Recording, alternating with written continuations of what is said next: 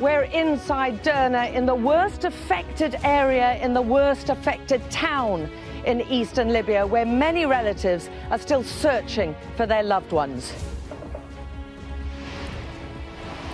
We're at the site of the dam that collapsed and unleashed a catastrophic flood on the Libyan city of Derna.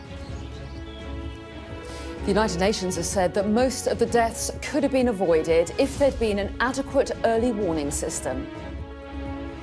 Also ahead, the father, stepmother and uncle of 10-year-old Sara Sharif are charged with her murder. President Biden's son Hunter faces criminal charges over allegations that he lied about his use of drugs while buying a gun. Nearly £1 million for a second-hand jumper. An iconic piece of Diana memorabilia is auctioned at Sotheby's. In sport, Manchester United winger Jadon Sancho is training alone after a row with his boss Eric Ten Hag. And the hosts France survive a scare to beat Uruguay at the Rugby World Cup.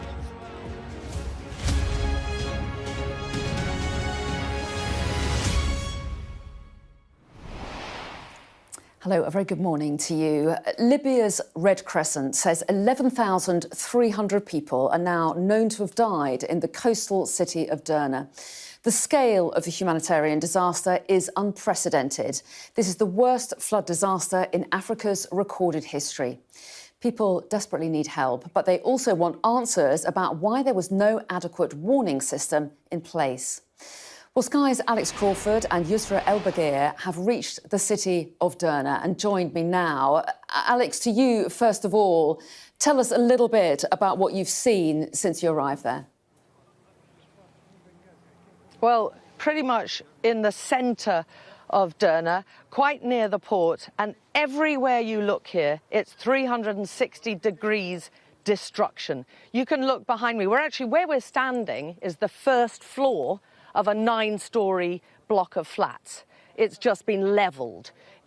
Behind me are many more blocks of flats, all pancaked, smashed out the way. You can just see the foundations left here.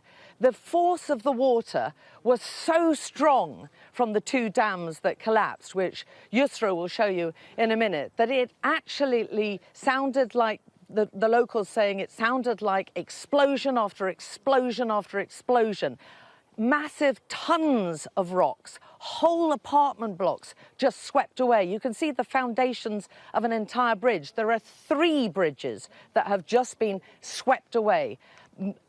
Tons of rocks have been lifted up and moved. Part of the bridge has been moved, some 700 metres. The whole of the road has been swept away. There are building after building which has been levelled or smashed through.